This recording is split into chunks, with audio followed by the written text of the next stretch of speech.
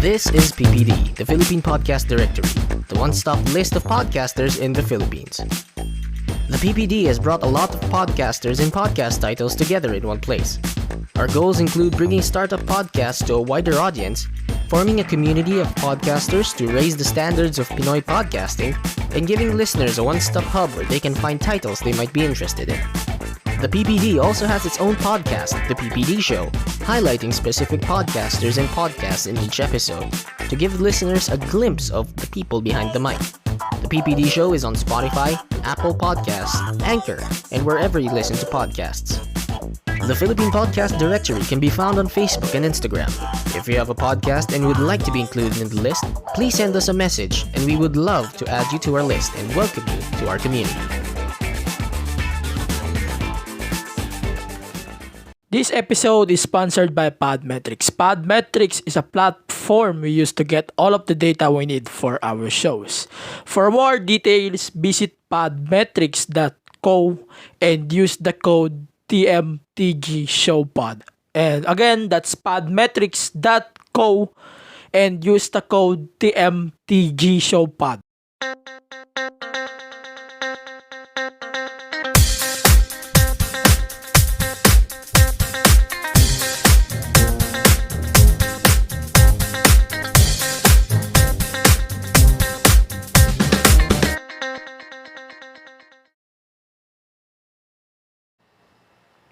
It's Thursday, and you know what that means. Welcome to your unfiltered Tagalog wrestling podcast every week.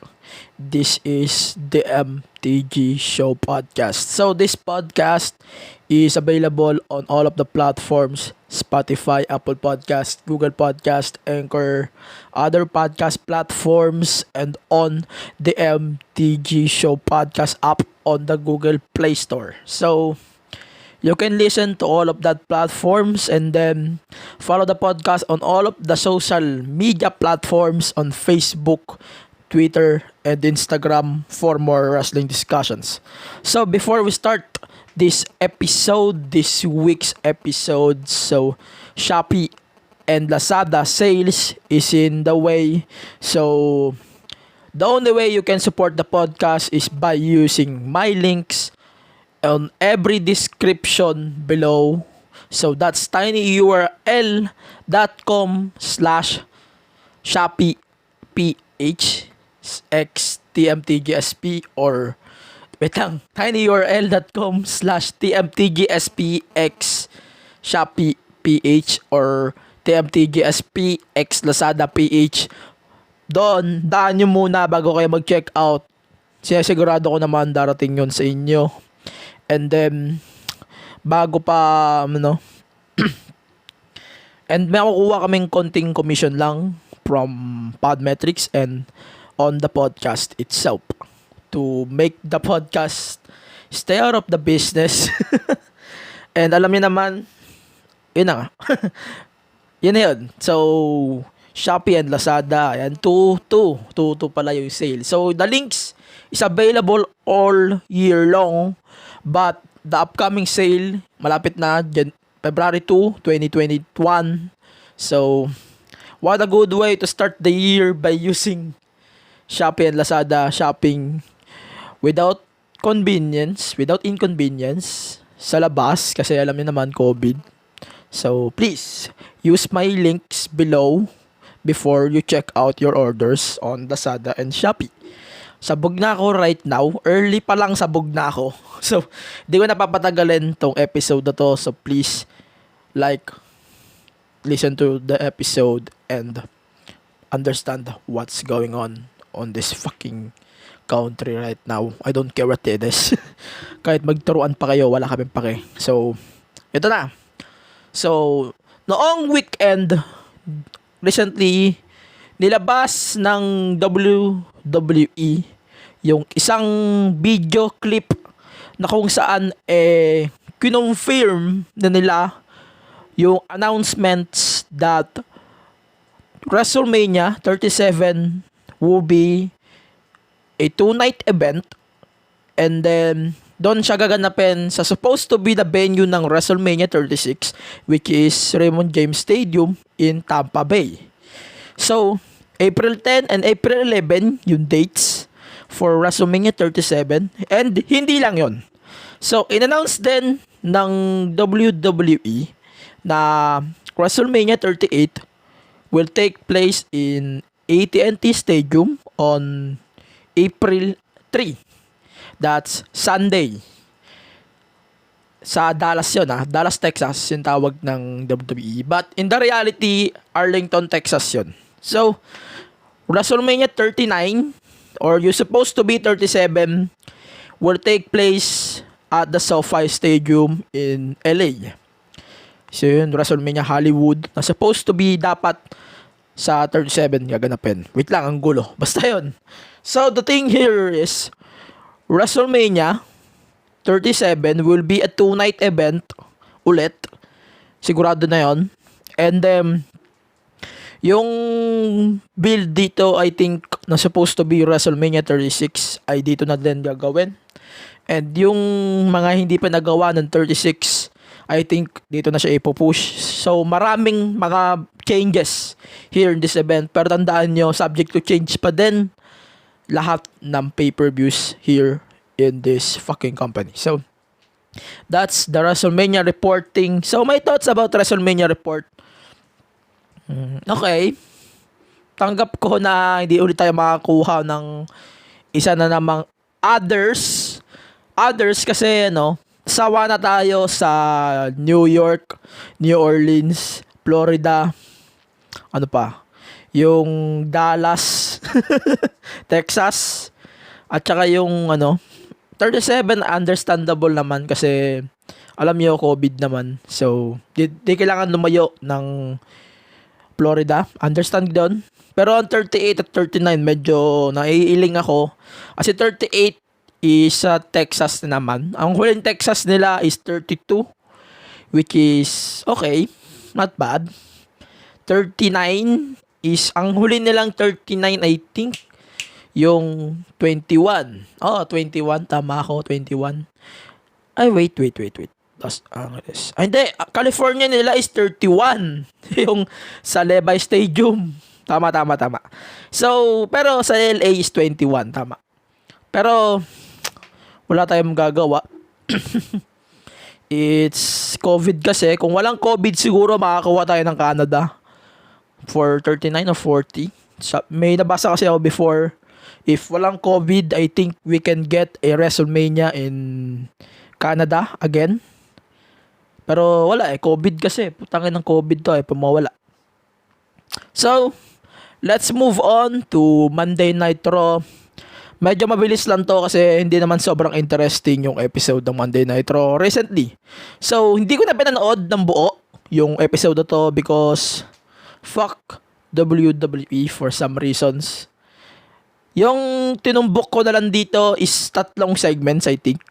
So, number 1 is the Randy Orton mask. Na naglawas si Randy Orton ng mask where parang he protects the face na binato nung fireball ni Alexa Bliss last week during the brawl of Triple H and Randy Orton. So, parang ang based on the segment, para siyang kamukha niya si Mace. Kamukha niya si Mace or isang member ng Retribution. Or even Retribution is better than that. Mas maganda pa yung sa Retribution. And we don't know what the hell he is wearing a mask. Kahit nung nakita natin, nung nag-post kasi si Randy yata, or yung asawa ni Randy, ng picture with her daughter. Well, he's good to go. But, what the hell with that mask? I don't know. Ewan ko, ba't kailangan niya pa mag-bus dito to sell that shit? Wait lang. Basta parang parang pangit. Maganda yung promo niya noon that episode. Pero ang pangit nung mask man. Parang na siya simple lang siya. Parang is Randy Orton the newest member of Retribution? Parang ganun Pero ano eh, pero putya, sa tuwing iniisip ko yung mas na yun, parang mas gusto ko paparihin yung Retribution rather than Randy Orton. Pero ano, let's see. Kasi, nanguhula na ako right now for the Royal Rumble since Royal Rumble is only 2 weeks away. And, isa pa lang yung napipisil ko so far. So, let's move on to another segment, which is the one of the most interesting segments so far, is Alexa Bliss beating Asuka in a non-title match with The Fiend Alter Ego on Alexa Bliss. Alter Ego on Alexa Bliss. So, na-imagine ko yung gear na ni Alexa. Wow, give me a 20-minute break. So, no, seryoso. Is this win by Alexa can tease us or pwede ba itong mag-lead sa Alexa Bliss winning the Royal Rumble or The Fiend winning the Royal Rumble or both of them can win the Royal Rumble? Maybe. Parang so far kasi napipredict ko si Alexa Bliss winning the Royal Rumble kasi she is the only one I think na pwede maging threat kay Asuka for the Raw Women's Championship. Same as Sasha Banks na pwede rin maging threat si Alexa Bliss to win the title at WrestleMania. So, ganon. Parang on the other hand, if the Fiend wins the Royal Rumble, both champions, pwede siya maging threat. Unless mag-change hands ngayon WWE title tsaka Universal title, kahit hindi naman obvious. So, pwede maging threat si The Fiend on both of them, Roman Reigns and Drew McIntyre. And siguro nga, magugustuhan ng fans yun. Since parang ginagawa kasi nila is parang rebirth of The Fiend, ganon. Pero in reality, gusto ko manalo Shinsuke, Bryan, or The Fiend, Bray Wyatt. For the men's. Sa women's, I don't think na if Sonya Deville wins the Royal Rumble, it may make sense konti. Pero feeling ko Alexa Bliss will win the women's Royal Rumble. And then, konti pa, meron pa tayong isang segment na tutumbukin. So, what's wrong with, binibuild pa nila ulit yung, Retribution. Kasi they are burying New Day every week eh. New Day over and over. So, last week si Kofi, ngayon si Woods. So, may something ba na pinuput over ng New Day tong Retribution? May push ba na darating for Retribution? Wala, well, we don't know right now. Pero sure ko malalaman natin for the past few days. For the next few days, siguro malalaman natin on what's going on, kung bakit pinuput over ng dalawa yung Retribution. And di rin natin alam if baka makakuha tayo ng New Day split up after WrestleMania, I guess. Kasi wala na nga rin si Woods. Ay, wala na si Big E sa kabilang mundo na SmackDown. So, yeah, we got it. So, siguro last thing before we move on to SmackDown on Monday night is Lacey Evans. Kasi si Lacey Evans is one of the reasons why I am watching Raw right now. I love her character right now. Parang she's like a jerk of Ric Flair. Parang she likes to be distracted or she likes to be sided with Ric Flair. Parang tuwan-tuwa siya doon every time na she does it. And maganda naman yung pairing nila dalawa. Pero ang isa lang naging problema ko dito is why ngayon? Bakit ngayon? Parang ang pangit ata ng timing. Parang hindi pa ata perfect timing for Charlotte to to leave her alone, ganon. To leave him alone. Pero let's see kung ano pa yung pwedeng mangyari dito sa storyline. Pero ang dulo talaga nito, feeling ko, is Charlotte versus Lacey or Asuka versus Lacey. Lacey will win the title in a future, or maybe Yun na yung huling time na makikita natin si Charlotte before she takes a break. Siguro magkitake siya ulit ng break this year. And yun, let's move on to SmackDown real quick. So, the opener of SmackDown is a very solid match between Shinsuke Nakamura and Jey Uso. Jey Uso was defeated by Shinsuke Nakamura on this match. Pero, no doubt, one of the best matches in the history of SmackDown on Fox. Siguro ito napanood natin. And, add na rin natin yung Cesaro versus Daniel Bryan in a match then where AJ Styles where Cesaro defeated Daniel Bryan in a almost 10 minutes match. Grabe, solid nun, panigurado ko. Baka nga kung mapapanood niyo siya sa Raw, siguro maikli lang yan, tas pangit pa. Dito kasi SmackDown, they have better matches or better storylines kahit yung champion nila pulpul. Pero that's okay. So, let's move on to another segment na medyo interesting. So, Roman Reigns. Balik tayo kay Roman and the Ringles. So, yung contract signing last week's episode of SmackDown, it's supposed to be a contract signing between Adam Pearce and Roman Reigns for their match at the Royal Rumble. Pero si Adam Pearce kasi ang gusto niyang match stipulation is a no disqualification. Pero si Roman mismo, ayaw niya ng no disqualification. He wants a last man standing match and he got it. Nagkaroon ng contract signing in the ring. Wait lang. Plus natin dito pala si Apollo Crews nakikinig kay Roman na wag yung sa pressure niya ganon. Parang nape-pressure na rin kasi si Crews kay Big E. Pa-plus natin yun mamaya. And then, nag-contract signing nga sa ring. And then, Roman signed the contract.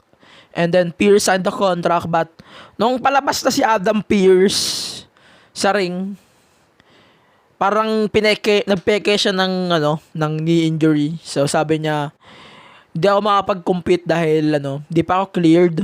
So nilabas ni Pearce si Kevin Owens and he signed the contract for a last man standing match at the Royal Rumble between Roman Reigns and Kevin Owens for the Universal Championship. So my thoughts, sabi ko na binalikan ko yung episode last night for my episode number 33. Check the episode below. So, na-predict ko na agad if magiging swerve to. Na-predict ko agad na magiging swerve talaga itong part na to of Roman Reigns. Doon pa lang alam ko na magiging swerve talaga. Yung part dito ni Adam Pearce, I know that's a swerve, ladies and gentlemen. And kung magko-compete talaga si Pearce dito, that's a ridiculous move. Right? I can guarantee that, man, na parang ang dating sa akin, if Adam Pearce will compete, parang nawala na yung sense niya as a official. Ganon. O, parang wala siyang sense. So, ganon nga yun nangyari. So, Kevin Owens, nireveal ni Adam Pearce na Owens will compete against Roman Reigns at the Royal Rumble for the Universal Championship. And then, let's move on to another segment na lang, isang segment na lang. So, medyo interesting sa akin yung kay Apollo Crews since parang nagpapakita na siya ng signs of heel turn and then sasama siya kina Roman, parang ganon. Parang seryoso si Apollo Crews dito. I think the match will end in a disqualification and then siguro maglilid na to sa heel turn ni Crews. Kasi hindi pa natin nakikita si Apollo Crews na mag-turn before in WWE. Siguro we can see the different side of Apollo for the next episodes. Siguro baka this week na siguro yung opportunity to do it. to do it. Putang ina. Basta yan. And then let's move on to Dynasty Classic, NXT, and 205 since dalawang shows yung pinagganapan nitong mga matches na to. So, mabilis lang tayo. So, we're going to do a recap for the tournament since naganap na yung tournament matches last week. And siguro, ito na yung mga nakapasok mula doon sa top 16. So, that's UE, Adam Cole, and Roderick Strong. And then, nakapasok na rin ang GYB, Grizzled Young Veterans. And then, MSK, yung dating Rascals. And then, si Drake Maverick and Killian Dane. And finally, Legado del Fantasma. Nakapasok na rin sila doon sa tournament. So, this week's episode siguro ng NXT, meron pang dalawang title match. Dalawang matches, di ko lang tandaan ko anong match yun. Pero, looking forward ako sa pwedeng mangyari here in the tournament since medyo hindi lang sa NXT napapanood yung matches kasi baka nga sa February 14 ganapin yung finals. So medyo parang nirarush nila tong tournament. And then the women's naman, meron na rin silang women's so far. Meron na-announce na yun The Way, Carter and Casey Catanzaro. And then Shotzi and Ember Moon. Tsaka si Toni Storm, tsaka si Mercedes Martinez. So, tong women's, basically, parang random pa sa akin ang dating. Hindi pa siya yung tournament mismo. Basta parang random pa. Ang random pa ng pasok sa akin itong women's Dusty Cup. Pero abangan natin for the next few weeks kung ano yung tungo nitong Dusty Women's Cup. Baka nga ang reward dito is a trophy plus a women's title shot. I guess tag team titles, Charlotte and Asuka. Pero parang ang pakiramdam ko, kahit sino yung manalo dito sa tournament, wala rin, talo din. Kasi big threat yung kalaban nila so far. Unless magkaroon ng title changes in the next few days, and unless talaga na magkaroon pa ng mas malaking threat dito kay Charlotte and Asuka, siguro, nakikita ko na din na baka mag-split na din yung team up. Yung team kasi malapit na din yung plano nilang build kay Asuka for a Raw Women's title match against Charlotte. Nakikita ko na din yun. So, let's move on to AEW Dynamite real quick. And, narrate ko yung AEW Dynamite match na to. So, check natin to. So, simple lang naman. Hindi naman siya special. So, nagkaroon ng argument ang Inner Circle kung sino yung tunay na tag team sa Inner Circle. Pero, in my understanding, ang totoong tag team sa Inner Circle is Santana and Ortiz. Pero parang, bakit may argument na kung sino yung tunay na tag team here in the stable? I don't know what's the point of that thing. Pero, ang alam kong punto ng nitong stable na to right now is parang set up to na pwede mag-lead sa pagiging turncoat ni Jericho or ni MJF here in the stable. In the future siguro parang makikita ko na yung turncoat thing dito. Pero right now parang strong pa sila, pero I guess papunta na tayo sa turncoat. Kasi nakikita rin natin. So this week's Dynamite will feature a triple threat tag team match between Inner Circle members. And then yung winner of that tag team match, yun na yung tunay na tag team sa Inner Circle na pwede mag-challenge sa tag team titles ng AEW. And then, nagkaroon din dito ng talk show si Britt Baker. Hindi naman siya sobrang special. Pero dito sa tag team match na to, sumakit ang ulo ko, seryoso. Ano ito, balikan natin. So, may spoiler na agad ako dito kung ano yung team song Tuesday natin next week.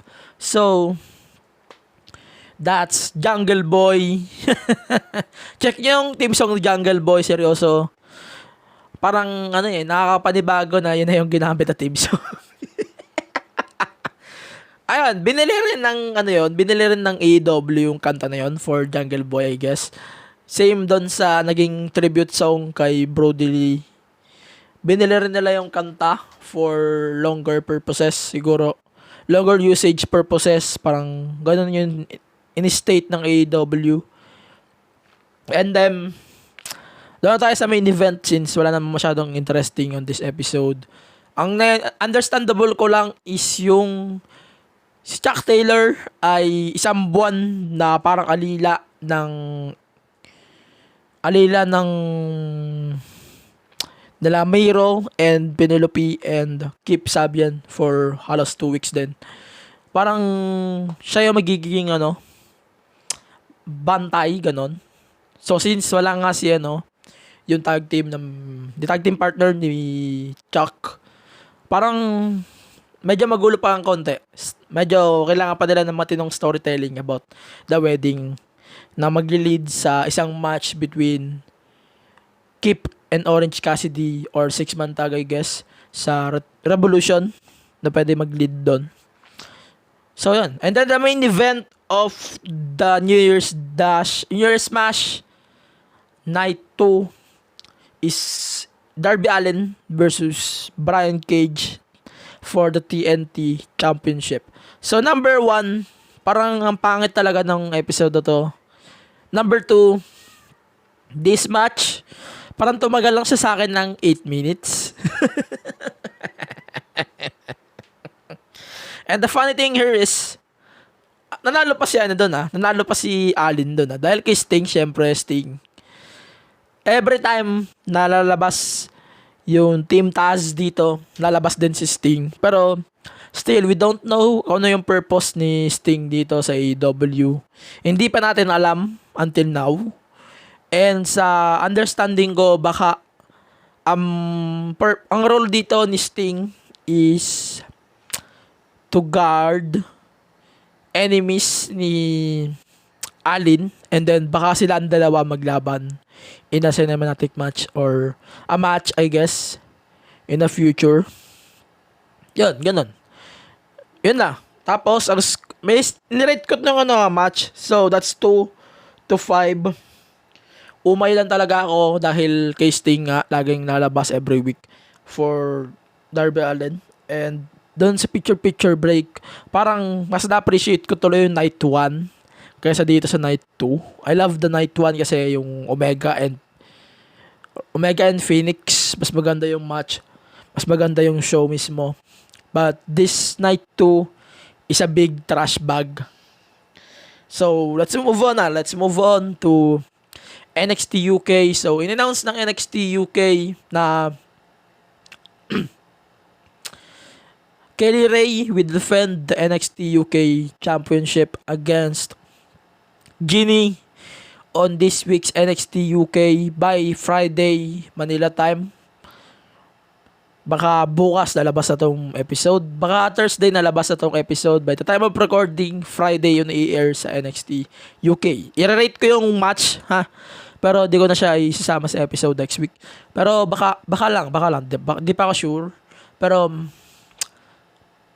sure ko yun na magiging main event for that episode. So, looking forward ako na baka bago na yung NXT UK champion nila. And then, on the main event of this week's NXT UK, it features Walter versus A-Kid for the NXT UK Championship. Maganda ang match, oo. Pag maganda yung match up na to, but hindi ko parang nabitin ako. It's either nabitin ako or sadyang ganun lang talaga katagal yung match kasi si A-Kid kasi most of the time nagko-compete siya sa British rules o British rounds rules na 3 minutes and then ganun. Parang di pa ako nasanay kay A-Kid na magko-compete lang siya in a match, not a British rounds rules. But I hope makakuha tayo ng isa pang match between Walter and A-Kid. Yung mas mahaba. Pero for now, I'm going to rate the match 3 out of 5. I love the match though. Pero mas maganda pa din yung kay Dragunov and Walter. Siguro, for now, Mas maganda yun.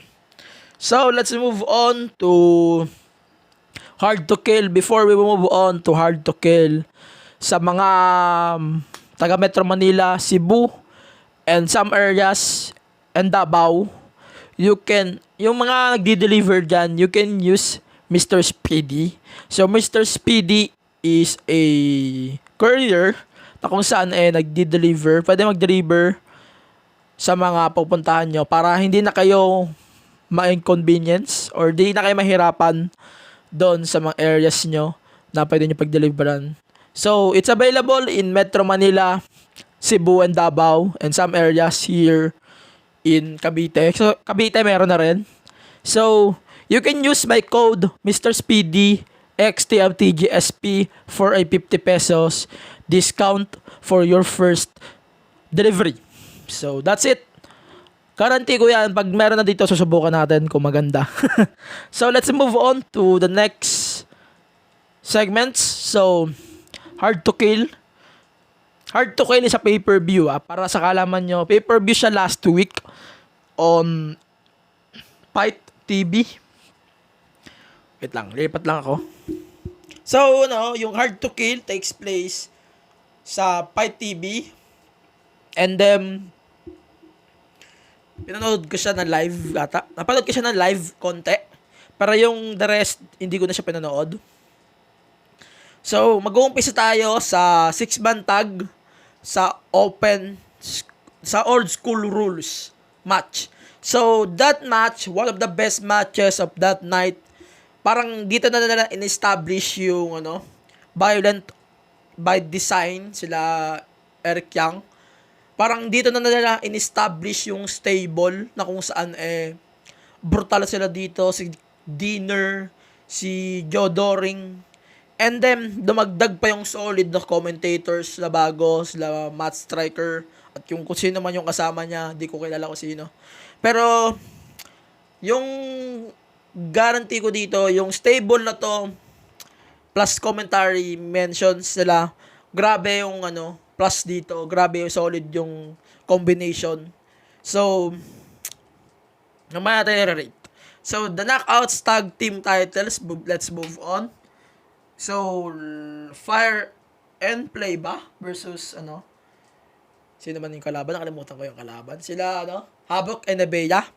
So, maganda yung match-up nitong Hard to Kill sa tag team titles. But, ang gulo nung medyo maggulo yung match kasi yung mga tags, yung mga legal tags, hindi natin malaman kung sino yung legal. Medyo di ko nalaman kung sino yung tunay na na competitor in the ring kasi may tags kasi.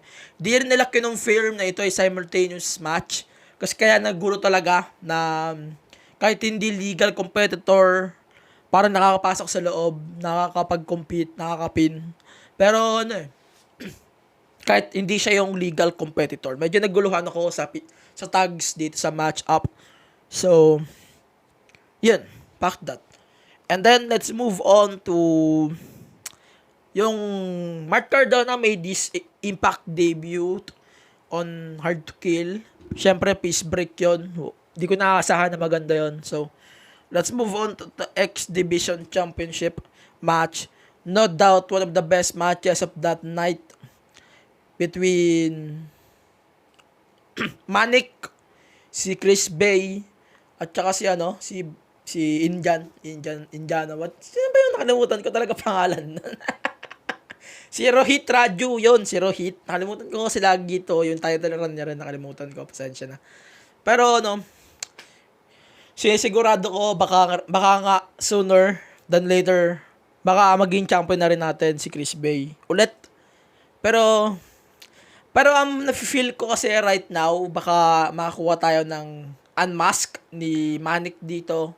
And then, i-reveal ni Manik na siya si TJP. Obvious naman. Pero ito seryoso, one of the best matches of that night, itong X Division title. And then, let's move on to the Knockouts Women's Championship between Taya Valkyrie and Deonna Purrazzo. So, ito yung match na alam natin na konti lang ang may interest. Pero, I think, napakita nila parehas. They showed what they can get. Parang pinakita nila na they can wrestle because they can. And then, one of the reasons and one of the matches na nag-stole nitong pay-per-view na to, basically. And what a match, seriously, na I love that match. Though, kaso ang naging problema lang sa akin about that match is yung distractions in the beginning. Pero lately, ang ganda na nung flow ng match-up nila, back and forth. And then in the end, double arm bar ba yun? So, she got the victory by submission. And what a match by Deonna Purrazzo and Taya Valkyrie. Mamaya, pag-uusapan natin yung fallout ng Impact real quick. Pagkatapos ito. So, next naman natin is The Karate Man versus Ethan Page. So, I love this storyline. Pero, ang problema lang sa akin ito is paano nila in-execute yung match. Parang cinematic na hindi ko malaman na nakakahilo.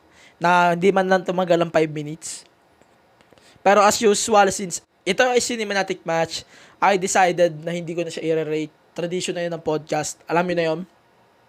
So, let's move on to the Barbed Wire Massacre between Sami Callihan and Eddie Edwards.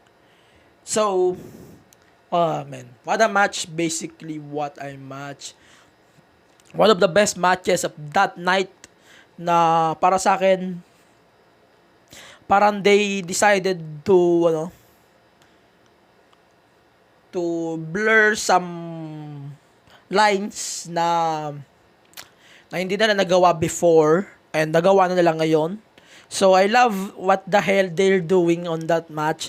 And kahit medyo nakakabitin, but still, I love how they executed the match and kung paano nila na-end yung match up. Ang problema lang sa akin ng konti is nandun pa rin yung ropes kasi time consuming nga naman pag inalis. And para sa akin, dapat ito yung nag-main event. Siguro, kung hindi ganong ma-hype yung Kenny Omega, siguro ito yung magiging main event nila for the Hard to Kill, since ito yung parang brutalan patayam na match up on the card. So basically, the main event of the evening, so that's a 6-man tag. So between the Bullet Club, fake Bullet Club, whatever it is, the Elite versus Moose, Chris Sabin, and Rich Swann. So wala yung isang member ng Motor City Machine Guns. In-announce sa social media ng Impact Wrestling na hindi siya makakapag-compete. And then pinakita rin yung video during the show na di makakapag-compete sino yung tag team partner? Nakalimutan ko. Si Shelly. Pinakita rin doon sa clip na meron siyang receipts doon sa tatlo. So, my comments on that match kasi parang simple lang sa akin nung main event, basically back and forth match up, and then Kenny Omega pins the champion. Not surprised right there, but para sa akin ang nag-stole siguro ng match na to walang iba kundi si Moose. Moose stoles the show and stoles the match up. Napaka-solid nung pinakita dito ni Moose. That's why he is the TNA Heavyweight Champion. He is the future Impact World Champion. Hindi ko sinasabi na as a Michael Cole bootleg na puro praise. No. Parang nakikita ko lang talaga kay Moose right now na siya yung pwedeng tumalo kay Swann as a big threat nga. Parang napakalaki niyan threat dito ngayon sa Impact Title Champion. And then, so basically that's it for Hard to Kill. Hindi naman ako na-surpresa sa pay-per-view. This pay-per-view rules, alright? But meron lang akong konting blurs, konting problema lang on some matches na siguro pwede pa naman nila maayos or pwede pa nila ma-adjust for the shows and for the sake of the fans na nanonood nga ng Impact or ng AEW na pwede nilang i-blur, pwede nilang i-reconsider. So, basically, ito na yung mga scores. So, the old school tag team match is 3-5. The knockouts tag team titles is 2. And then, yung Ace Austin versus Matt Cardona, na napaka-random. That's, di ko na narrate. And then, X Division title match is 4 out of 5. The knockouts championship is 3. And then, the Karate Man, Ethan Page, alam niyo na kung bakit. Di ko na i-rate. And then, Takalihan versus Eddie Edwards. That's 4.5. Medyo bitin lang ng konti. Di pa ako satisfied dun sa outcome ng konti. And then, the main event, the Fake Bullet Club and Mo Sabin and Swan. That's 3 out of 5. So, may conclusion on this pay-per-view. Basically, not bad. Hindi siya yung sobrang pangit. Hindi rin siya yung sobrang ganda. Pero may ups and downs, ha. May ups and downs. Pero, nakikita natin yung improvement, lalo na sa commentary. Lalo na sa visuals na pinapakita nila sa pay-per-view na to. Ups and downs lang. Sabi ko sa inyo, ups and downs. Huwag niyong tutulugan tong Impact. If you're watching WWE, you can move on to Access every Tuesdays. And then, you can watch Dynamite. You can watch NXT next day. And you can watch SmackDown. Huwag yun ang panoorin ng Raw. Because Raw is a waste of time. Guarantee ko yan. And, so, let's move on to the fallout of Impact real quick. So, tuloy yung Impact AEW partnership. Ganon, parang ganon. So, basically, ang nangyari nga dito sa Fallout, lumabas ang private party with Matt Hardy. Wow, Matt Hardy returns on Impact, wala. Being AEW talent. And then, naging number 1 contenders ang private party for the Impact Tag Team Championships. Pero di pa natin alam kung kailan yung gaganapin yung match-up. And then, also another notes dito is naaresto na si Taya Valkyrie. Umamin siya na tinarap niya si Larry D. Parang ginamit niya si Larry D to murder Johnny Bravo. And eto na rin yung write-off kay Taya Valkyrie. Kasi baka pumunta na siya ng WWE, AEW, or babalik siya sa AAA for her AAA Reina de Reinas title. Yun siguro yung possible next kay Taya Valkyrie. Pero probably feeling ko baka sa WWE siya pumunta dahil si Taya ay andun yung asawa niya si John Morrison. Sa malamang baka sa WWE to pumunta. And then, isa pang notes on this episode of Impact. Andito rin si Moose, obviously, Moose taking out of the business. Tapos na siya sa business niya. And then, nag-brawl nga sila ni Rich Swann. And, damn, we can get a Rich Swann versus Moose for the Impact title without Kenny Omega on the scenario.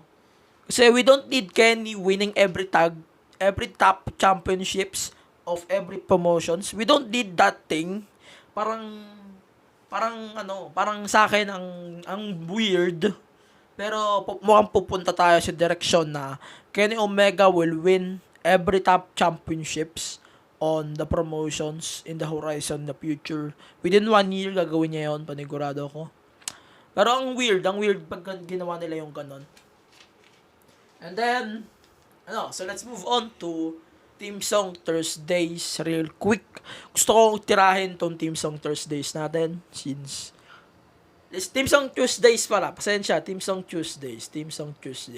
Yun. Team Song Tuesdays. So, our Team Song Tuesdays return natin is feature natin dito yung bagong team song ni Big E na Feel the Power featuring Whale. Si Whale ay siya rin ang kumanta ng team song ng MLW na Bait. So, basically, I love the new team song. Sasabay lang tayo sa wagon ngayon.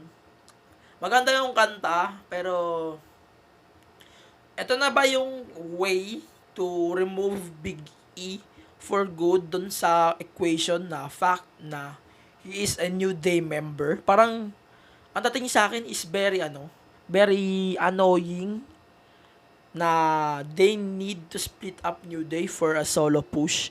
Same as Iconics na ganun din ang ginawa nila, which is stupid. Pero, let's see if may pagtutunguhan nga talaga yung push na ginagawa nila ngayon kay Big E, or if wala, fuck them. And then ito, iba pang news for wrestling this week. So, La Parks is now your MLW champion by the help of Salina de la Renta, the solo owner of Acetic Corporation, whatever it is. Parang ang story na nakikita ko dito sa MLW right now is parang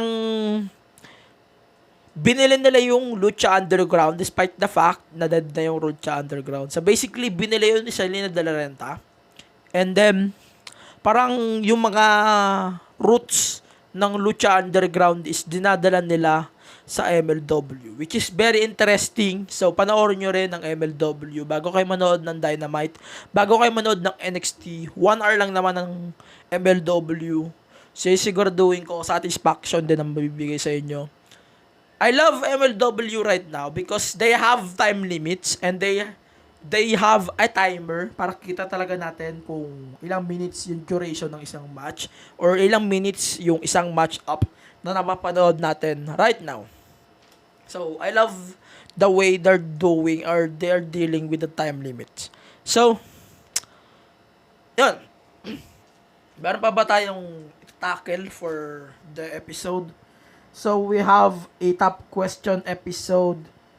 Next week ko na lang siguro ilalagay sa podcast. For now, sino yung predictions nyo for the Royal Rumble so far? So ako, ang prediction ko lang, for the men's, siguro si The Fiend, si The Fiend, si Daniel Bryan, or si Nakamura. Women's, si Rhea Ripley, si Alexa Bliss, yun lang, dalawa na yun. And then, I don't think na magkakaroon ng change hands sa WWE title on the Royal Rumble. Hindi ko iniisip na magkakaroon ng title change for that event. So, basically, bibigay na lang ako ng match of the week ko and then MVP of the week. So, match of the week natin for this episode, since medyo hindi na ako consistent sa match of the week natin. So, this is my first match up of the year. Match of the week. So, match of the week natin is Sami Callihan versus Eddie Edwards in a Barbed Wire Massacre, Hard to Kill. And then, I'm going to give my honorable mentions to the match-up na nangyari sa NXT UK between A-Kid and Walter. Hindi siya sobrang haba, but nasatisfy naman ako kahit papano doon sa match-up between Walter and A-Kid.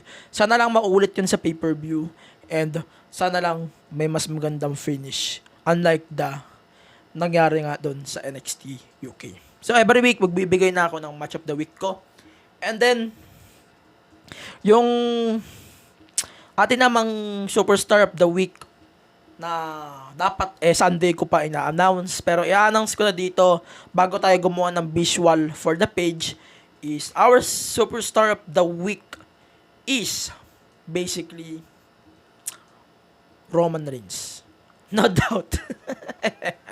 He can manipulate everybody. He can manipulate almost everybody. And right now, on that week, clearly, na-manipulate niya si Adam Pearce thanks to him.